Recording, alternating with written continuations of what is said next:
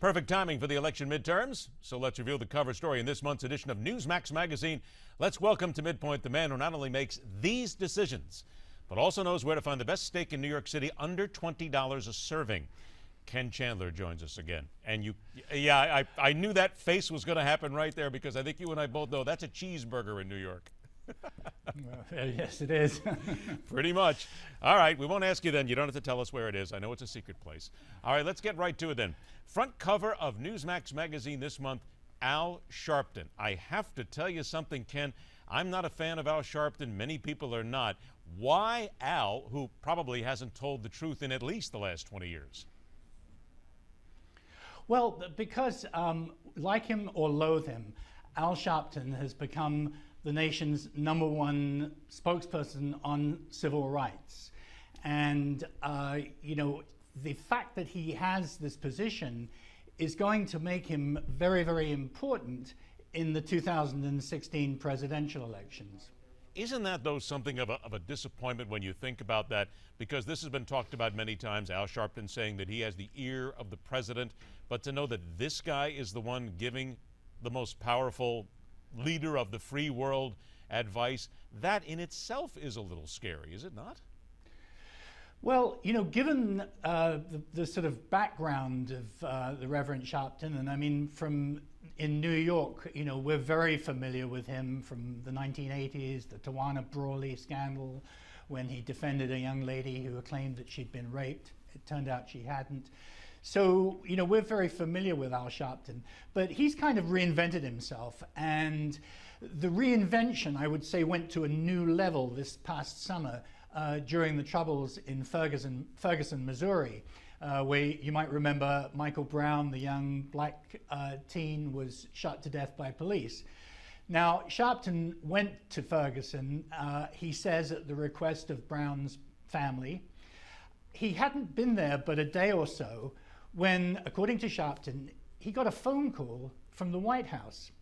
And on the line was none other than Valerie Jarrett, who is one of President Obama's most trusted and most senior advisors.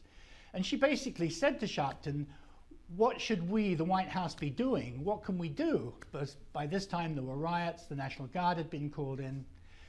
Sharpton said, bring in the Justice Department. We need the Justice Department. Mm-hmm. Well, guess what? 48 hours later, there were 40 FBI agents on the streets of Ferguson going door to door, canvassing, looking for civil rights violations. And that is the power That's of how Al powerful Sharpton. Exactly. That is how powerful he has become. That he is. Let's remind everybody that here's the cover of the new Newsmax Magazine. That's this month, the race card. Also, do not forget to get your free offer of Dick Morris's book, Power Grab, the #1 bestseller that will be helpful coming up for the 2016 elections. Both are publications that you have got to have. Ken Chandler, thanks so much for joining us. We'll talk to you again soon. And now, one more run on our Monday for Countdown to the Midterms.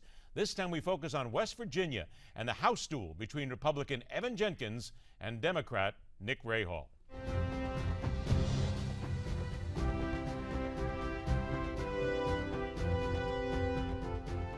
Representative Nick Rahall could be described as a fish out of water. He's a Democrat serving in a Republican district, but as a conservative Democrat, he's a well-liked fish, having served West Virginia's 3rd congressional district for almost 40 years.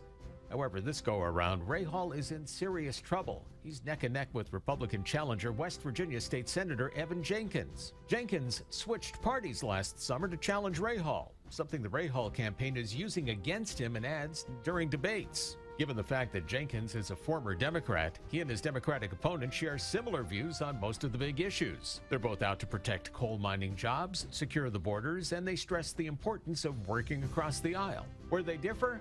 The Affordable Health Care Act, legislation that's very unpopular in West Virginia. During a recent debate, Jenkins called the plan, quote, the wrong recipe, end quote, and vowed to replace it.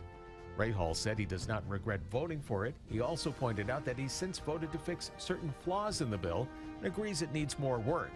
But, he says, certain health care should not be in the hands of private insurers.